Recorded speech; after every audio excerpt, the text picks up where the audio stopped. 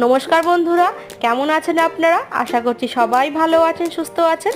গতকালকে ছেলের জন্মদিনের উপলক্ষে দুপুরবেলায় ওকে পছন্দ মতন রান্না করে করেছিলাম পোলাও, চিকেন, 5 রকম ভাজা আর স্যালাড।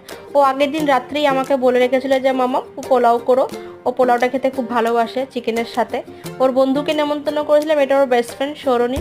ব্যাস দুপুরবেলায় এদের দুজনকে একসাথে খেতে দিয়েছি। এদিকে আমার মেয়েও বসে দেখছে যে কি হচ্ছে।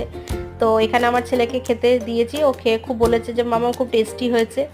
আর এখানে সন্ধ্যেবেলায় ওর জন্য পায়েস করেছিলাম, তো ওটা পায়েসটা আমাদের সন্ধ্যেবেলা ওর ঠাম্মি দাদান মিলে ওকে খাইয়ে দিয়েছে, এখানে আশীর্বাদ করছে। আর আমরা বড়রা ছোট থেকেই যদি বাচ্চাদের শেখায় যে বড়দের আশীর্বাদ করতে হয়, তাদের প্রণাম নিতে হয়, তাহলে ওটা শিখেই ওরা বড় হয়। তা আপনারা সবাই আশীর্বাদ করবেন। এখানে ওকে আমি আশীর্বাদ করছি, আর একটু শান্ত হয় তাহলেই হবে, আর কিছু লাগবে না। এখানে ওর ঠাম্মি ওকে পায়েস খাইয়ে দিচ্ছে, পায়েসটা পছন্দ করে না। এই যে দাদান ওকে আশীর্বাদ করে